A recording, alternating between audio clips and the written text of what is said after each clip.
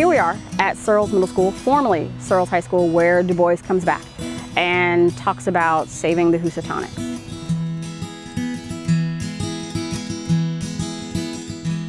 When Du Bois was growing up in Great Barrington, and he attended Great Barrington High School, felt himself a peer with all of his white classmates. He also made friends with a young fellow about his age, Lewis Russell, whose father, Parley Russell, was president of Berkshire Woolen.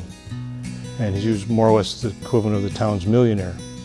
And so Lewis would invite young Willie up to his house and they'd have meals in the kitchen. And there'd be a couple of Irish serving girls sitting there tee-heeing. Situations like this, Willie would feel absolutely equal to the millionaire's son and the poor Irish serving girls, and he's sort of in the middle, and they're all just having a good time. And he could understand, why can't we all just get along and coexist, even if we come from different backgrounds, different races, have come from different countries.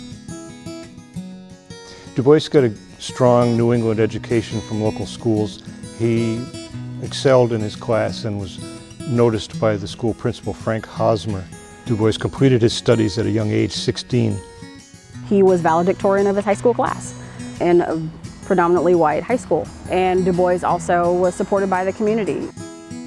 Du Bois was the first African American to receive a PhD from Harvard. All of these opportunities were not considered normal for African Americans, so I think that fostered into Du Bois' idea of education being very important. And that also factors into these ideas that the educated are going to be some of the ones that are going to come with solutions and be able to advance African Americans. So of course, Du Bois is here. Du Bois is valedictorian. He's one of a few African Americans.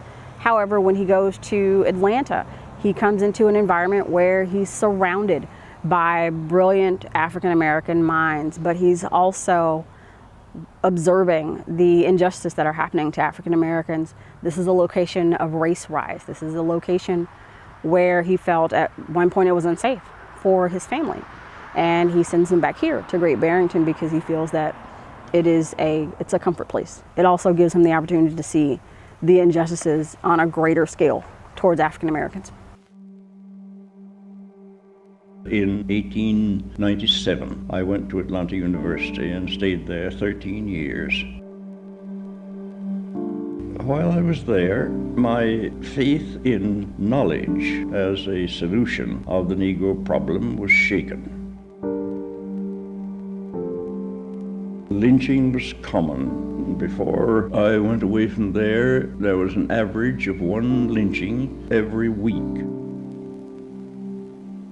There was one case very near Atlanta. I knew from my studies just what had happened. It was a case of a Negro peasant not receiving his wages at the end of the season. He got in a fight with his hirer and killed him and ran away. And then when they couldn't find him, they raised the altogether new issue that he had raped the man's wife, which was evidently just dragged in. Well, I had a letter which I hadn't delivered to Joel Chandler Harris, the author of the Uncle Remus tales. He was then on the Atlanta Constitution. So I took that letter and started downtown to deliver it to him and to talk to him about this situation.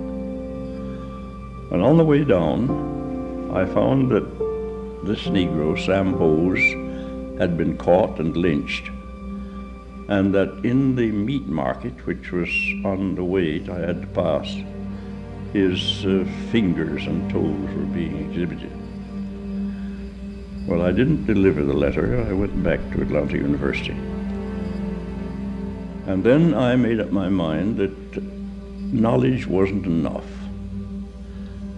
That even if people were ignorant of essential matters which they had to know, they wouldn't correct their actions without more realization of just what the difficulties were. They had not only to know, but they had to act.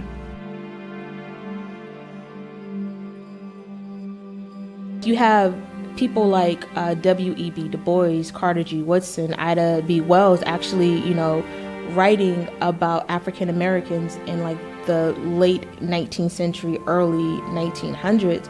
And I don't think we can actually have a figure like Dr. Martin Luther King Jr. without these people, without, W.E.B. Du Bois.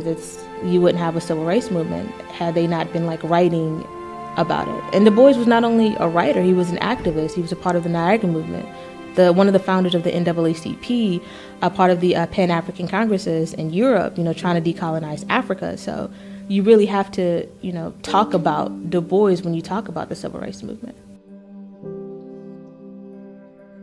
As time went on, he was forgotten in his hometown of Great Barrington. He had outlived all of his peers, and he's sort of become forgotten among many in American history just because of what he chose to do. He was a thorough researcher, he was a skilled writer, he was a polished promoter of ideas, but those sorts of people aren't always the ones who are best remembered, yet they play a key role in what gets achieved by others who are out at the forefront of protests, political movements.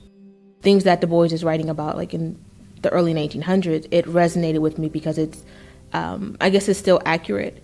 And I guess me going to a predominantly white school, I understood what he was saying, that, you see yourself not only through your eyes, but through the eyes of, white people and other members of society. So I think Du Bois's work will always be timeless.